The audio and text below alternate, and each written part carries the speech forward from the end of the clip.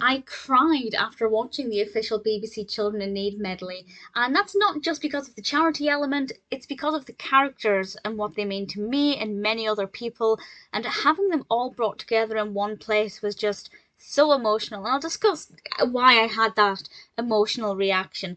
But I'd forgotten all about this. This was released in 2009.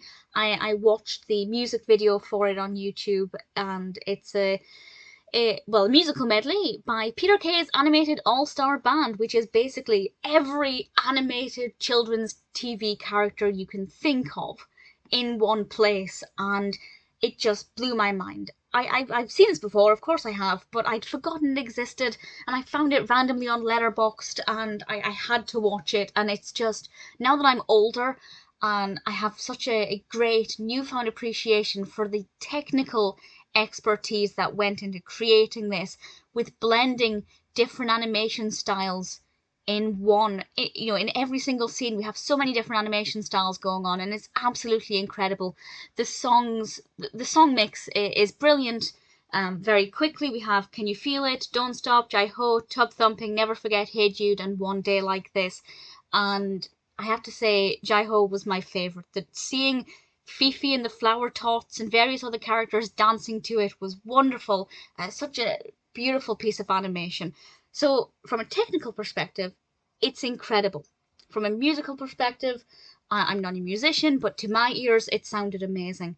But from the emotional angle, and I don't mean the charity aspect, that the charity aspect is incredible. Bringing together children's characters from so many generations to raise money for children is a perfect idea, and hats off to Peter Kay for putting this together and everybody else involved, because it's just such an achievement and absolutely incredible. And I'm getting emotional. But for me, the emotion came from seeing all of these things that made me who I am in one place. I I'm actually I'm a film reviewer. I have nearly 10,000 reviews on my YouTube channel, go figure. But I actually grew up watching television. I also watched films, mostly Disney films and animal films, but also children's television. And I still to this day review a lot of children's television because it's sweet, it's innocent, it's educational, it's inspiring. I love it. And because a lot of my early years were spent in front of Postman Pat and Thomas the Tank Engine and Sooty and Bagpuss and slightly later Bob the Builder. They mean a lot to me, and they taught me a lot in my early years, and there's a lot of nostalgia there, and I have a lot of love and appreciation for the people who created those shows, because I did spend what is probably an unhealthy amount of time binge watching the same VHS tapes over and over again. And I feel like if I hadn't had that in my childhood, I might not be who I am or where I am today, with my love of film, my love of cinema, in particular, my great love of animation. And for somebody to put all of those elements of my childhood in one place and do it so fantastically well and present it in a way that just says, here, Amy, these are the elements from your childhood. These are the characters who technically helped make you who you are today. Let's use these characters to raise money for a great charity. It destroyed me. It really destroyed me. And it's not just my childhood. There are characters from previous generations. Some TV shows I did watch, some kind of went out of favour by the time I was born.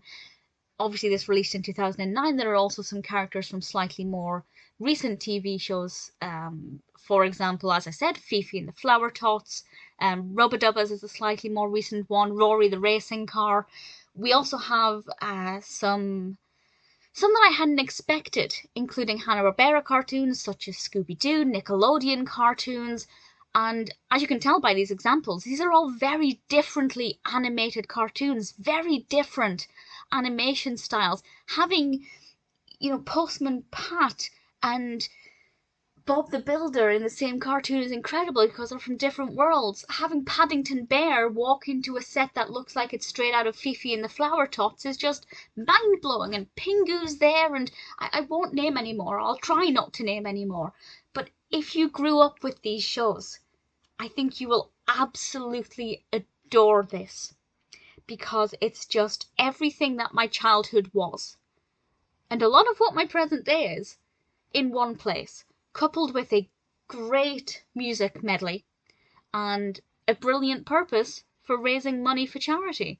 There is literally nothing about this that isn't perfect. It's absolutely gorgeous. If you've never seen it, please watch it and listen to it, of course. It's stunning, and ultimately, I guess I can't finish this discussion without saying, please donate to children in need. I know most of us, myself included, only tend to donate to children in need in, I believe, November, which is when I think Children in Need happens every year. But of course, the charity helps children all year round. It's not just an annual thing. And if you can donate anything, obviously, please do. And I'm going to go and do that right now. Also, please watch this. It is just gorgeous. Again, I thank Peter Kay and everybody involved in this. Of course, all of the voice actors for the characters as well, singing these songs. That's amazing to hear as well. It's not just dancing. We hear the characters singing these songs. Some of the characters. Some of them are silent. But I really thoroughly enjoyed it. It's one of the best things I've ever seen. It put such a huge smile on my face and so much love in my heart. And it's all done for such a good purpose. The official BBC Children in Need medley from Peter Kay's animated all-star band is perfect.